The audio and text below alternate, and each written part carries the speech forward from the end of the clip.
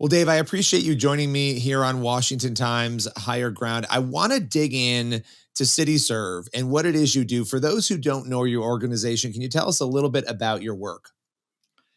Well, if I could go back a little bit, Billy, and by the way, great to be with you. I've had a great admiration for you and your work. When I was 9 years of age, my parents were pastoring in Northern California. They were driving down the freeway, and one car slid across the divide. It was a drunk driver, hit my parents' car head on, killing my dad and debilitating my mom for life. But people helped us. They provided food and clothing. And this family, the Davises, even invited us into their single wide trailer. And I'll never forget Bill Davis saying to us, "You are with family, and this is your home." And that four-letter word changed our lives because it meant the Davises were willing to not only share their space, but they're willing to share our sorrow, our pain, and anger. And I've tried to live my life to really follow that model. How did you, I have to ask, because I actually didn't know that about your backstory. How did you cope with that? I mean, how did you move forward? I can't even imagine going through that, losing your dad, watching your mom suffer, your suffering. How did you survive that?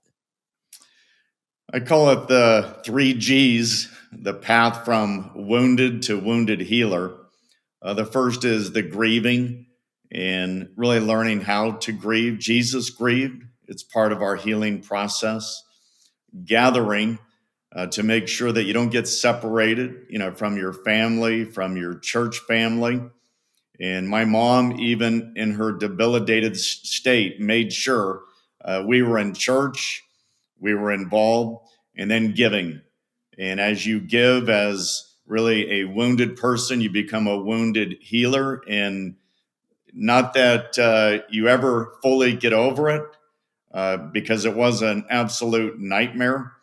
But through that, my brothers and I started Convoy of Hope, which the Lord is using in America and around the world. And then years later, I started CityServe with some pastors and business people to really help the local church deal with the everyday brokenness. And that has taken us around the world, like to Ukraine, Israel, and then to disasters like right now in North Carolina, Maui.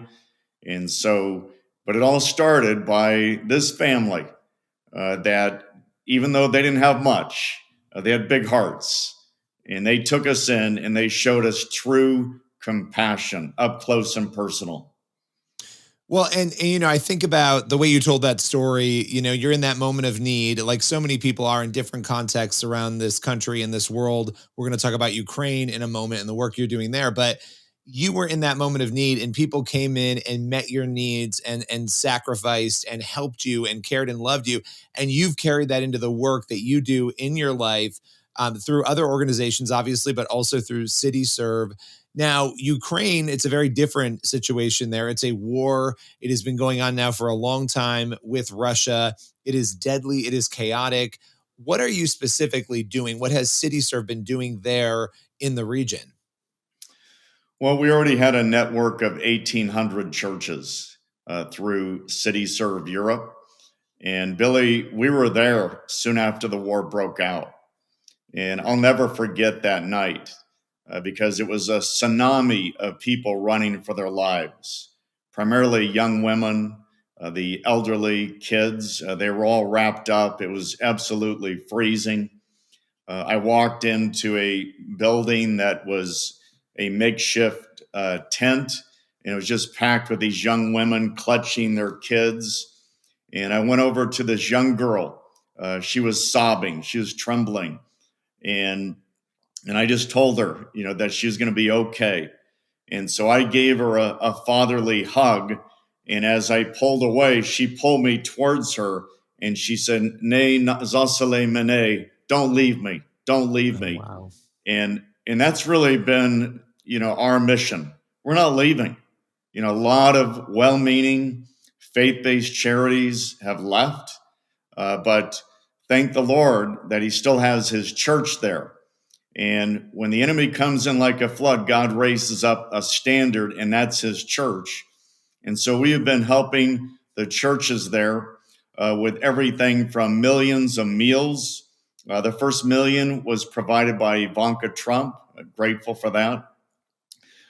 Shelter, also vehicles. We have 31 vehicles right now in Ukraine that provide evacuations, help with transportation to the grocery store or a health clinic. And also, we have put a lot into generators. And we need help now with more generators because, as we know, Putin is knocking out the energy grid, weaponizing winter, once again.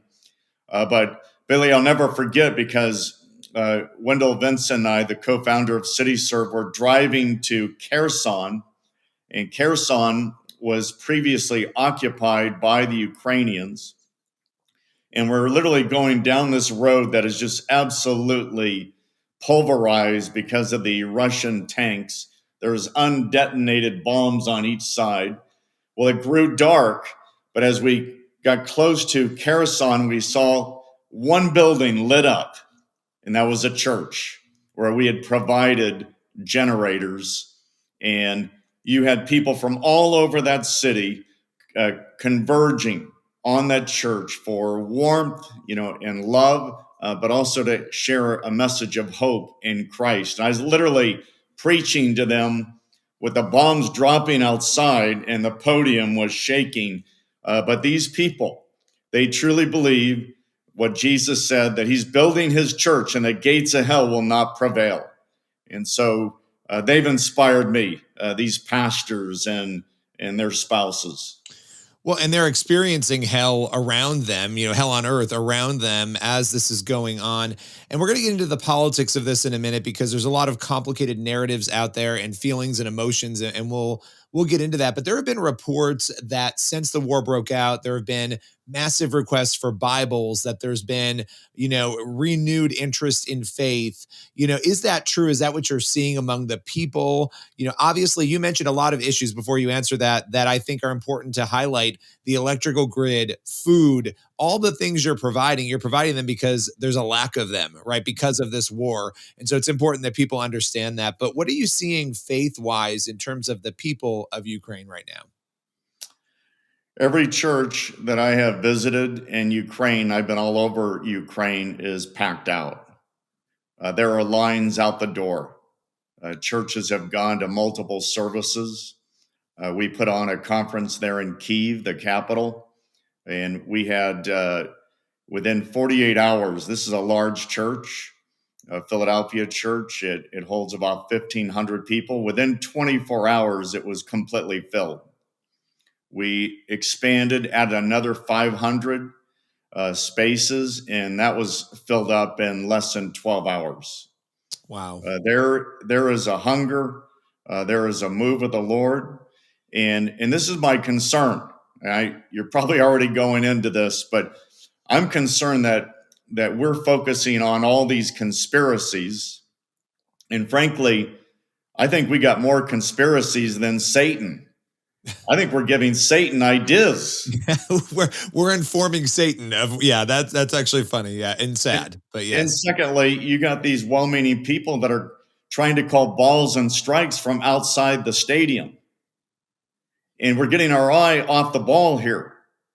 The ball is what you just said, and that is supporting these churches, that are pastored by heroes that refuse to leave their churches. The last time I was with Bishop Anatoly in Kyiv, we said goodbye with him putting on a chemical suit. These are heroes. They're there serving their people, their community. Revival is happening in these churches. But if we get our minds off on these conspiracies and on this and that, instead of supporting this revival, Satan wins and Putin wins. Let's talk about that, because one of the big narratives has been, look, America's past $30 trillion in debt now. We're spending money all over the world. We can't afford to do this. I'm not making this argument, but I'm giving you the argument I know you've heard. And we should not be giving money to Ukraine the way that we are. There's also concerns about Ukraine being corrupt. And if Ukraine is corrupt, are we, embodying and helping in corruption? All of these narratives, that are around the issue. And it's easy to have those narratives, like you're saying, when you're outside of that scenario, when you don't even know what's really going on, when you're not hearing what you're describing there on the ground. What do you say to those who bring up the monetary issues, who bring that all up and say, look, we shouldn't be there. We shouldn't be helping financially in the way that we are? Well, first of all, if we could have stopped Hitler in Belgium, would we have done it? Would we have stopped him in Poland? Absolutely, because it would have saved literally billions of dollars and hundreds of thousands of lives. If anybody thinks that Putin, in Poland they call him Putler, has any notion of just stopping in Ukraine, they're delusional. This is somebody who's afraid of NATO. And number two, he has this vision of rebuilding, Russia, the motherland, the former Soviet Union. That's a fact. And people need to realize that he was in hiding during COVID. He's getting reports of how the natural resources of Russia are getting stretched. Secondly, the population of Russia, its growth is at 1.46. For Russia just to break even is 2.2. So he looks across the border. He sees this country that is absolutely plush with natural resources. It's one of the leading in the world, Ukraine, when it comes to wheat and oils and then precious metals. And so he makes a decision, I'm going to create this narrative that they are still Russia. And if they do not subject to my leadership in the motherland, then I'm going to purge them. And that's what he's doing. And so we need to realize he's not going to stop.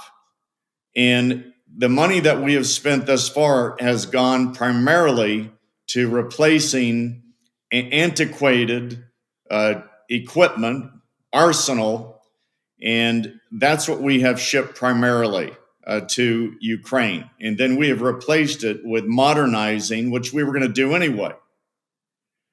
And so at this point, we're stopping what will be, I believe, he is a modern day Hitler. Number two, we are saving trillions of dollars, and we're saving millions of lives by stopping him where he's at right now. It's a fact, Billy. I've spent a lot of time in Moldova. He tried a coup years ago in Moldova to take that country over, the poorest European country, on the planet.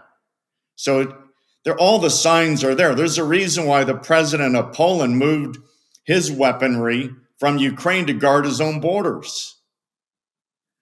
So we got to get our head out of the sand here and realize that this is evil on a grand scale. He's not going to stop. Well, it is interesting, and I've thought about this quite a bit in this debate when people say we shouldn't be funding it, the money shouldn't be going there, and I understand that we are in a lot of debt, but this is also, look, politics and international affairs, it's a chess game, and you have a scenario, everything you just said about Putin, right, where this assumption that if you just leave Ukraine alone and don't get involved, that he's going to suddenly be kind or not bother America or not do these things. This has been an ongoing tension between America and Russia for a very long time now. And this is just the latest iteration of it. And beyond that, you have, world instability. So my point is there is an argument I would assume to be made, and feel free to react to this, that by engaging in this way and in financing Ukraine, some would say this is actually cheaper than a broader war that could break out, something that forces America's hand to be more on the ground and more involved. Would that be a sane way of looking at this situation? It's well said. But I think we got to look at it as, if you're a follower of Jesus, we're called to be defenders of the weak, the vulnerable. And when you look at history, Eisenhower said the only thing we haven't learned is history. And you walk into Auschwitz and it says, if we don't learn from the past, we are destined to repeat it. Yes. And when you look at the end of World War II, when the Russians marched into Berlin, there was a minimum of over 100,000 rapes. The soldiers that Putin is sending into Ukraine, they're not this paragon of military. These are criminals. I was there in Kherson with the pastor's son, who had been abducted by the Russians for 3 months. He wouldn't even talk to anybody. He told me what happened. And he overheard these so-called Russian soldiers bragging about all the women they've raped, young men, what they've done to castrate, mutilate. And so if we allow this evil, demonic madman to have his way, you're going to hear of atrocities that could only be rivaled by World War II. So there's a higher question here that's beyond economics, as we know. And so we have a responsibility as a nation. God's blessed America. Why? For us just to internally consume it? No, to bless the world and to provide protection. Obviously, we can't help everybody. But in this case, we got to get our head out of the sand and realize that this demonic dictator is just starting in Ukraine. What he will do in Ukraine, it will be beyond what we could possibly imagine. And then he's going to move on to the Baltic states. He'll take out Romania, Moldova. He'll probably wait on Poland.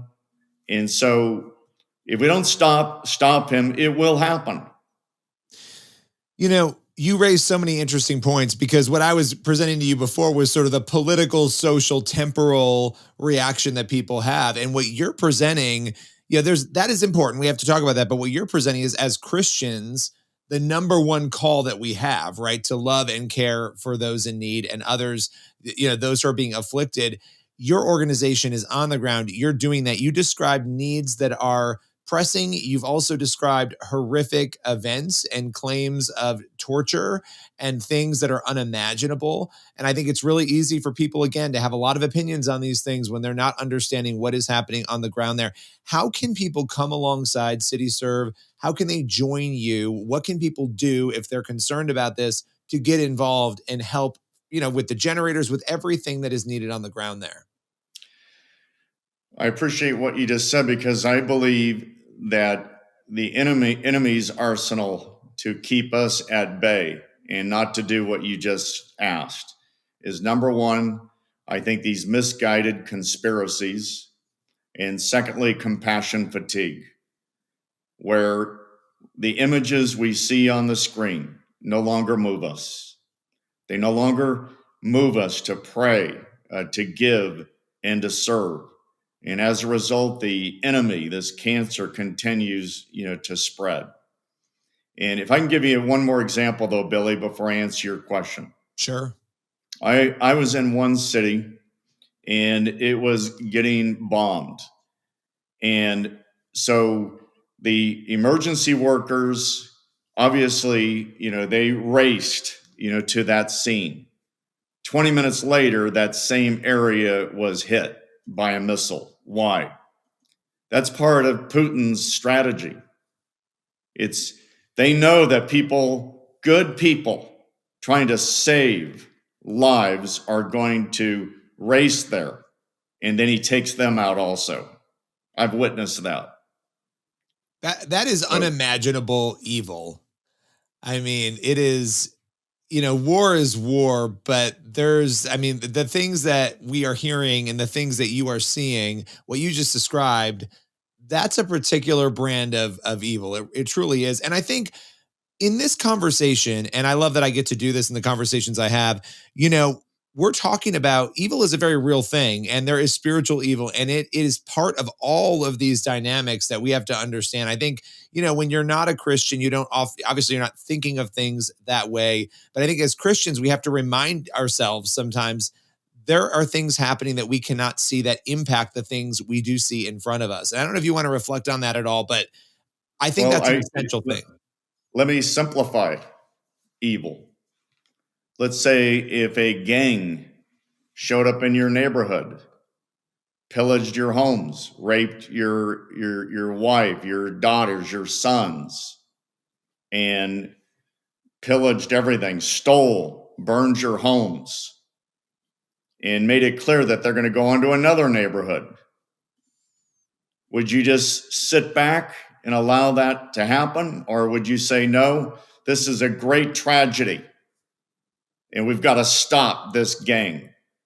That's what's happening in Ukraine. That's what happened on October 7th in Israel.